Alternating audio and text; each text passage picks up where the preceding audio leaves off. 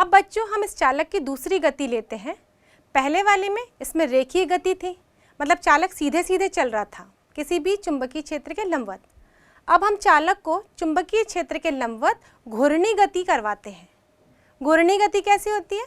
इसमें वस्तु किसी भी अक्ष के परितः घूमने लगता है तो उसको हम घूर्णी गति कहते हैं।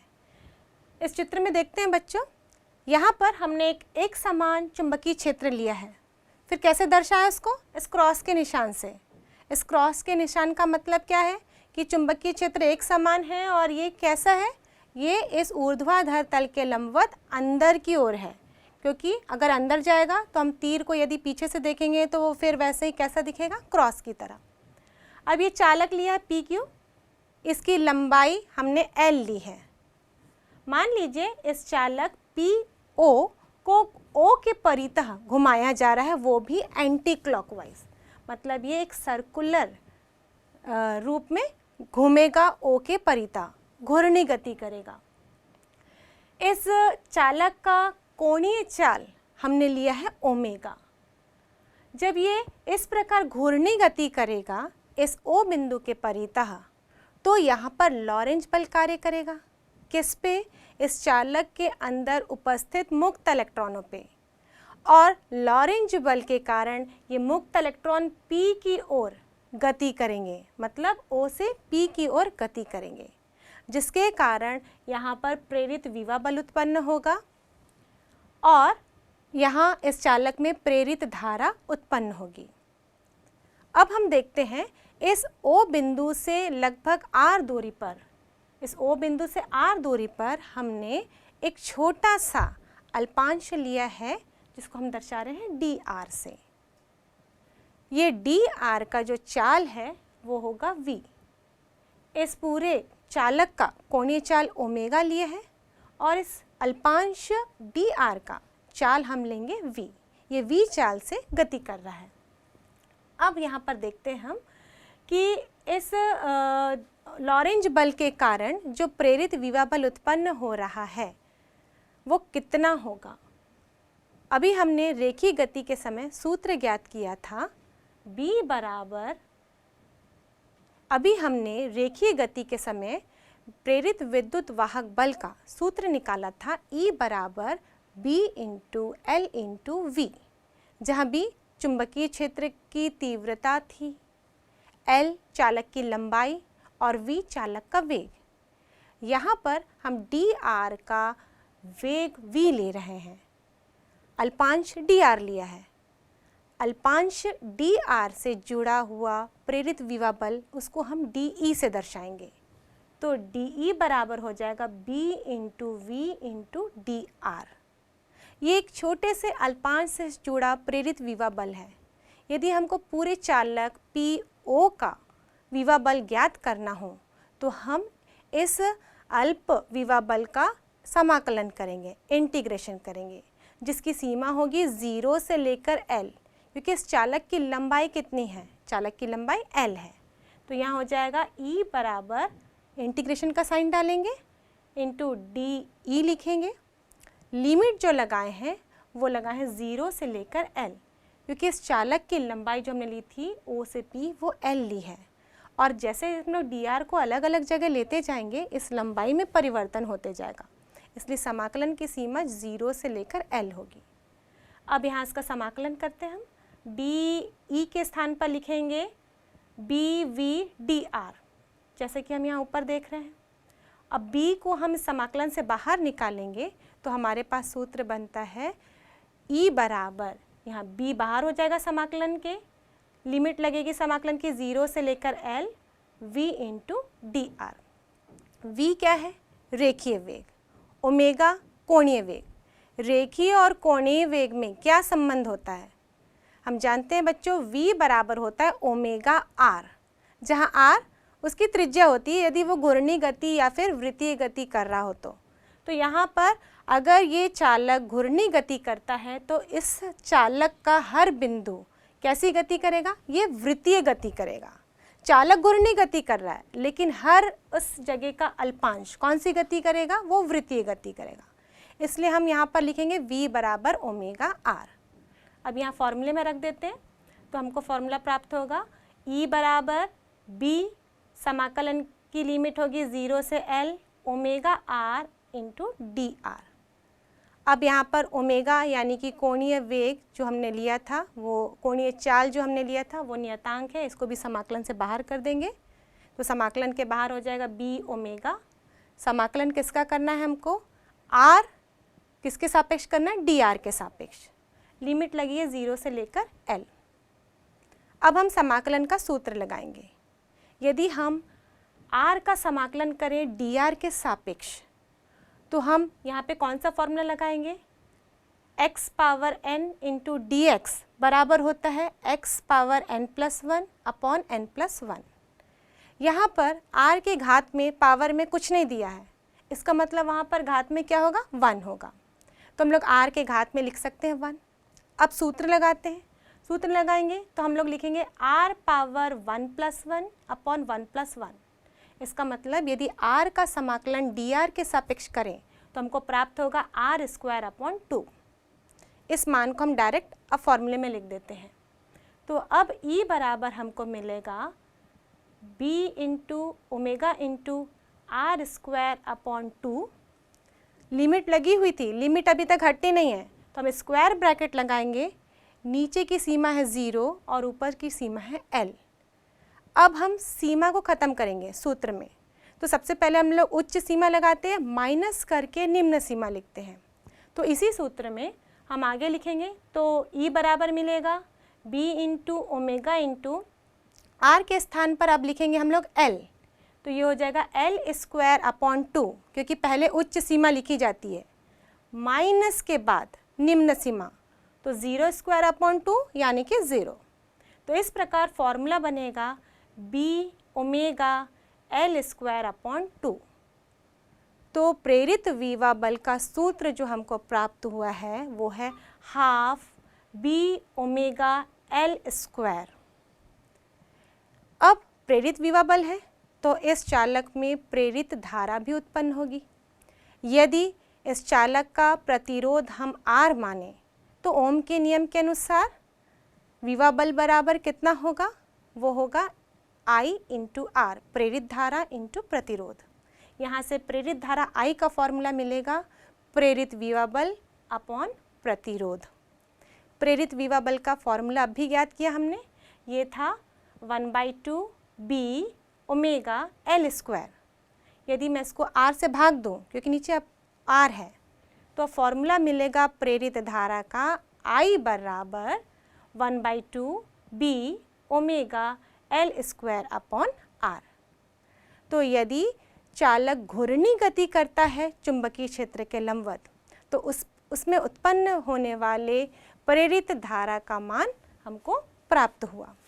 इस प्रेरित धारा की दिशा क्या ज्ञात होगी? दिशा अभी मैंने बताया बच्चों आप लोगों को कि ये जो मुक्त इलेक्ट्रॉन इस चालक में उपस्थित हैं वो किस तरफ चल रहे हैं? वो O से P की ओर लॉरेंज बल का अनुभव करके।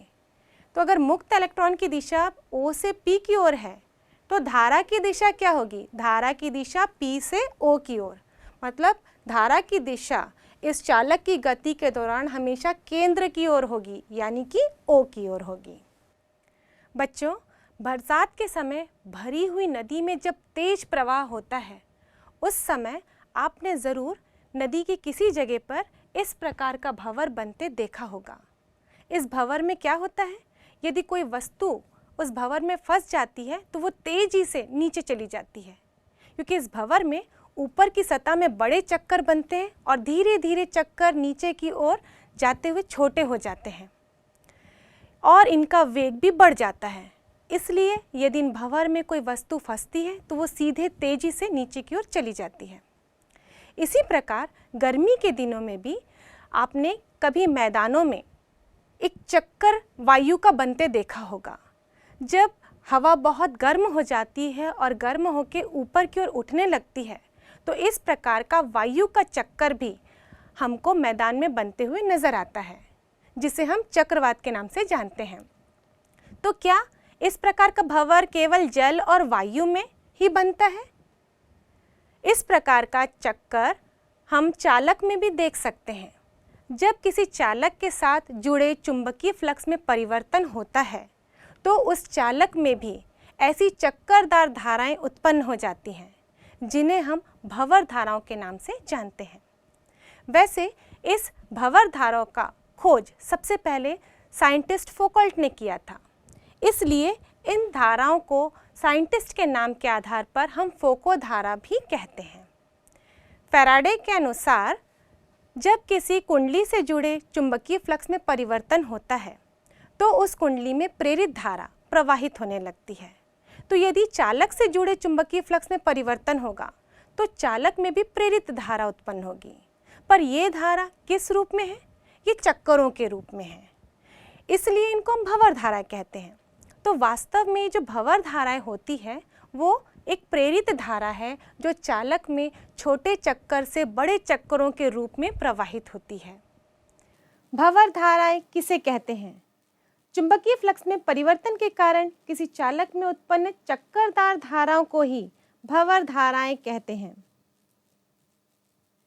इस भंवर धारा को किसी चालक में देखने के लिए हम एक नर्म लोहे की क्रोड वाली परिनालिका लेते हैं जिसे किसी विद्युत स्रोत के साथ जोड़ दिया जाता है और ऊर्ध्वाधर तल में रखा जाता है। इस परिनालिका के क्रोड के पास कोई चालक चकती यानी कि धात्विक चकती लाया जाए तो वो दूर फेंका जाती है, क्योंकि जब इस परिनालिका से धारा प्रवाहित की जाती है इससे जुड़े चुंबकीय फ्लक्स में भी परिवर्तन शून्य से अधिकतम की ओर होता है। इस चुंबकीय फ्लक्स में परिवर्तन के कारण धात्विक चकती में प्रेरित धारा प्रवाहित होती है। परिनालिका की क्रोड की ऊपरी सतह और धात्विक चकती के नीचे की सतह दोनों में समान ध्रुव उत्पन्न हो जाते हैं, जिसके कारण इनके बीच प्रतिकर्षण बल कार्य करने लगता है और ये धात्विक चकती उछलकर हवा में दूर फेंका जाती है। इस प्रयोग से यह साबित होता है कि जब किसी चालक से जुड़े चुंबकीय फ्लक्स में परिवर्तन है तो उस चालक में चक्करदार प्रेरित धाराएं उत्पन्न हो जाती हैं, जिन्हें भंवर धाराएं कहते हैं। इसका आविष्कार 1895 में वैज्ञानिक फौकॉल्ट ने किया था, इसलिए इन्हें फोको धाराएं भी कहते हैं। किसी स्थिति में इन भंवर धाराओं से हानि भी होती है, जैसे कि ट्रांसफार्मर के नर्म लोहे की क्रोड में भंवर धाराएं उत्पन्न होने के कारण इसका तापमान बढ़ जाता है। इसलिए ट्रांसफार्मर की क्रोड को पटलित यानी कि लैमिनेट किया जाता है।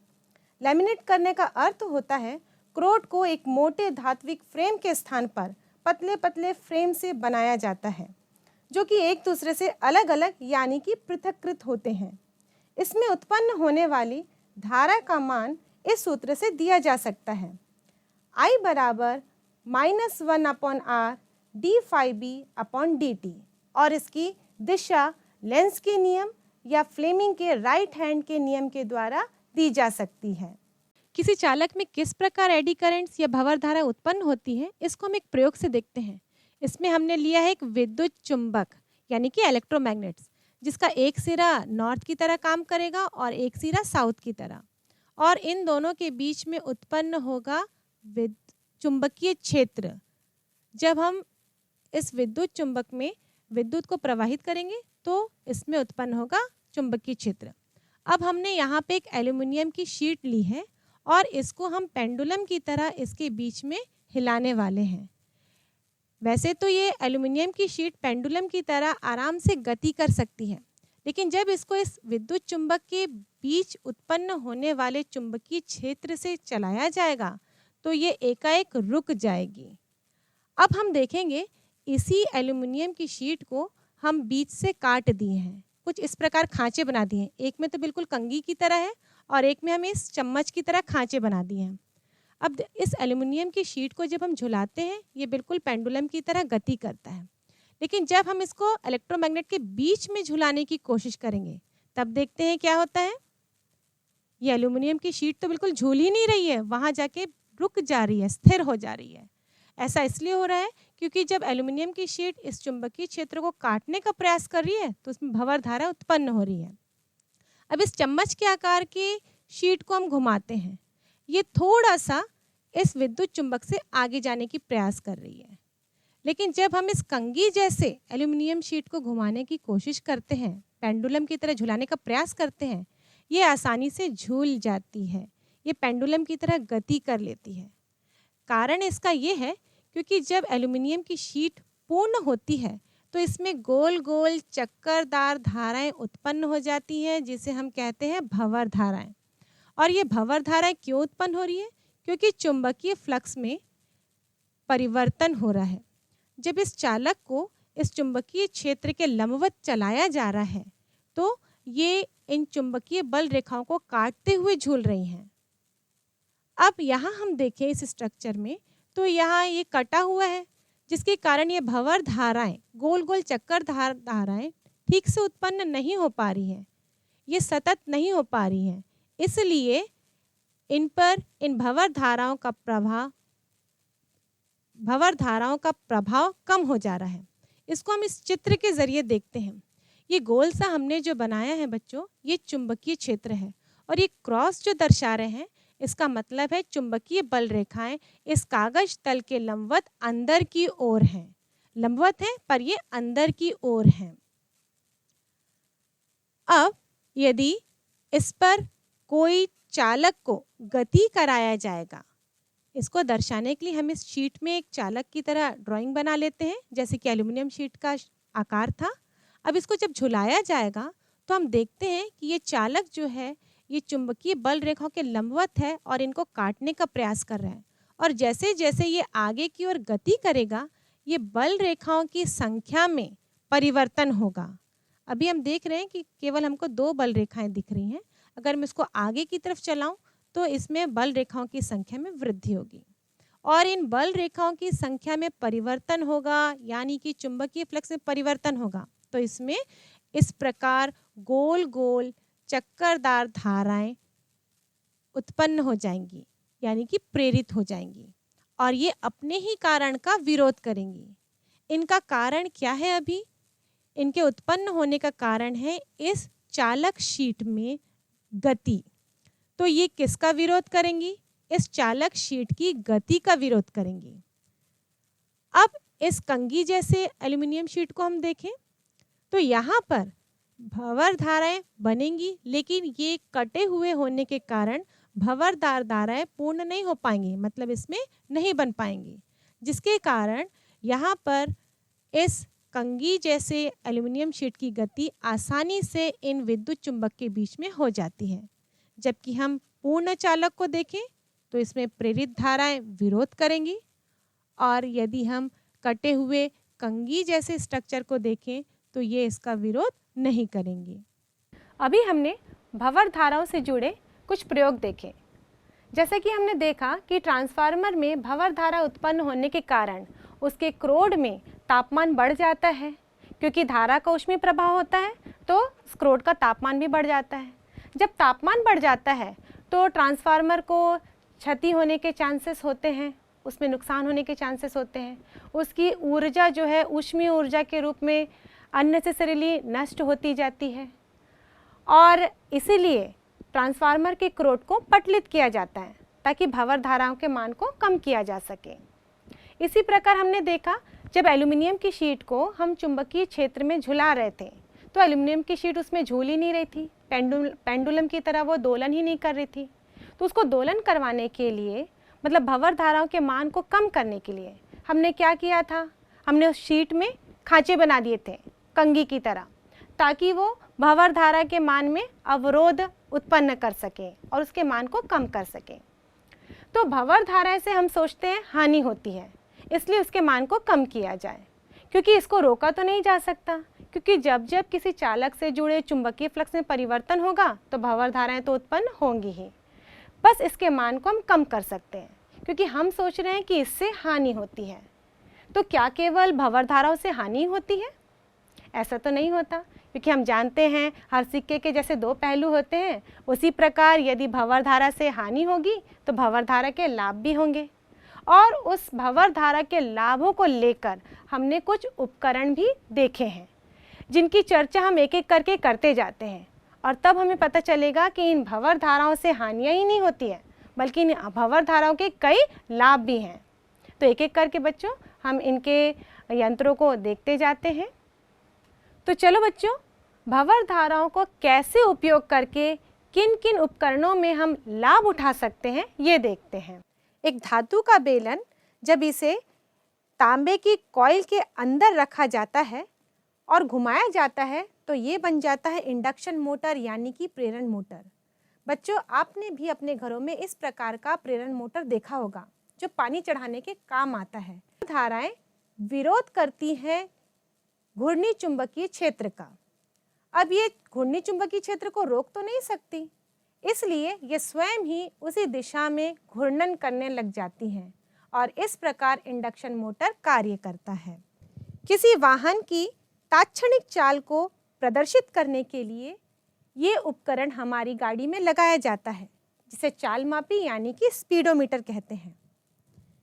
इस स्पीडोमीटर के अंदर एक एल्यूमिनियम की ड्रम होती है और उसके अंदर होता है चुंबक जो वाहन की चाल के साथ घूमता है, क्योंकि ये चुंबक जुड़ा होता है वाहन के पहिए के साथ।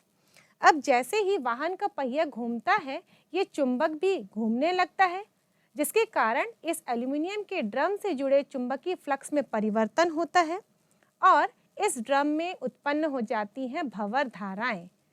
इस एल्यूमिनियम की ड्रम को जोड़ा जाता है अमीटर के साथ और अमीटर का कांटा विक्षेप उत्पन्न करता है वाहन की तात्क्षणिक चाल के समानुपाती।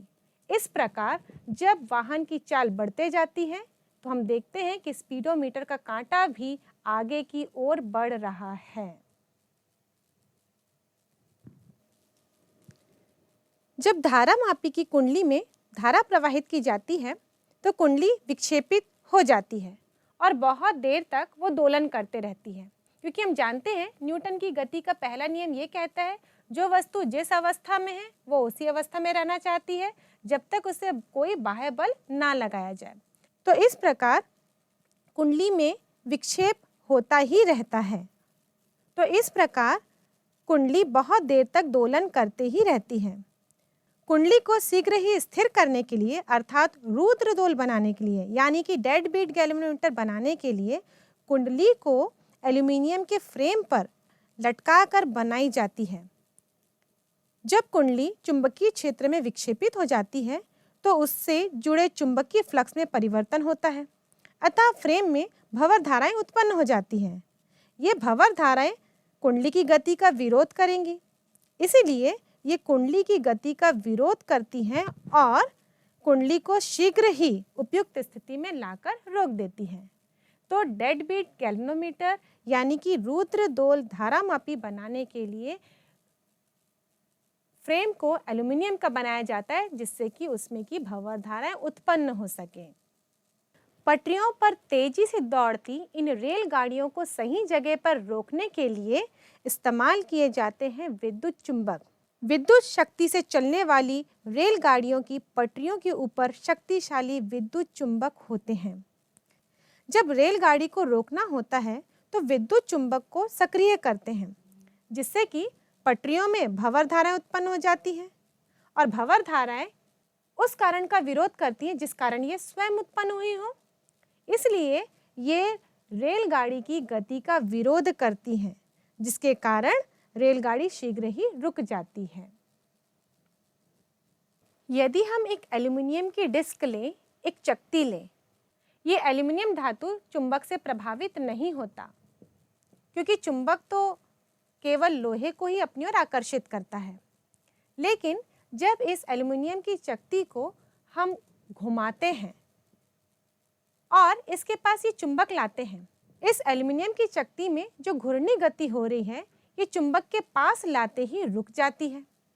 ऐसा इसलिए होता है क्योंकि जब चुंबक को पास लाते हैं और एल्यूमिनियम की चकती गोल घूमती है तो ये इस चुंबक के चुंबकीय क्षेत्र को यानी कि चुंबकीय बल रेखाओं को काटते हुए घूमती है, जिसके कारण इस चकती से जुड़े चुंबकीय फ्लक्स में परिवर्तन होता है और इस चकती में उत्पन्न होती हैं भंवर धाराएं। इसी सिद्धांत पर विद्युत शक्ति मीटर भी काम करता है। जो पुराने विद्युत शक्ति मीटर हमारे घरों में लगे होते हैं, जिसे हम एनालॉग टाइप मीटर कहते हैं, उनमें भी इस प्रकार की चकतियां होती हैं जो उसमें उत्पन्न भंवर धाराओं के कारण घूर्णी गति करती है। ये भंवर धाराएं मीटर में कुंडली में बहने वाली प्रत्यावर्ती धारा के कारण उत्पन्न चुंबकीय क्षेत्र में परिवर्तन के कारण उत्पन्न होती है और उस चमकदार धातु की चकती में भंवर धाराएं उत्पन्न होती हैं। अब भंवर धाराएं तो विरोध करेंगी इस परिवर्ती चुंबकीय क्षेत्र का, इसीलिए ये एल्युमिनियम की चकती गोल गोल घूमने लग जाती है और इस प्रकार हमको मीटर रीडिंग प्राप्त होता है। परिपथ में धारा का मान जितना अधिक होगा उतनी जोर से या उतनी तेजी से ये गोल चकती घूमती है और धारा का मान कम होगा तो भंवर धाराओं का मान भी कम होगा, यानी कि ये चकती का घूर्णन भी कम हो जाता है। धातुओं के टुकड़ों को गलाने के लिए हम इस्तेमाल करते हैं इंडक्शन फर्नेस यानी कि प्रेरण भट्टी का, जिनमें इन धातुओं के टुकड़ों को गलाया जाता है। इन धातुओं के टुकड़ों को गलाने के लिए अधिक ताप की आवश्यकता होती है, पर यहाँ ऊष्मा या आग जलाकर इन धातुओं के टुकड़ों को नहीं गलाया जाता, बल्कि इन धातुओं के टुकड़ों को गलाने के लिए एक विशेष प्रकार की भट्टी बनाई जाती है, जिनमें डाले जाते हैं इन धातुओं के टुकड़े और इन भट्टी में उत्पन्न होने वाली ऊष्मा के कारण ये धातु के टुकड़े गल जाते हैं। इन भट्टियों का उपयोग उच्च ताप उत्पन्न करके धातुओं को पिघलाकर मिश्र धातु बनाने के अलावा धातु को उनके अयस्क से निष्कर्षण कराने में भी किया जाता है। जब धातु का पिघलना होता है तो इसमें कुंडली के अंदर रख दिया जाता है। वास्तव में इस प्रेरण भट्टी को देखें तो ये क्रूसिबल होती है और इसके चारों ओर तांबे की तार को लपेटा जाता है और ये तांबे के तार के चारों ओर खोखला होता है जिससे कि ठंडे जल को प्रवाहित किया जा सके। उच्च आवृत्ति की प्रत्यावर्ती धारा प्रवाहित करने से इस तांबे की तार में ताम्र हानि भी होने लगती है, यानी कि तांबे का ताप बढ़ने लगता है या हम कह सकते हैं कि ऊर्जा ऊष्मा ऊर्जा के रूप में क्षय होने लगती है।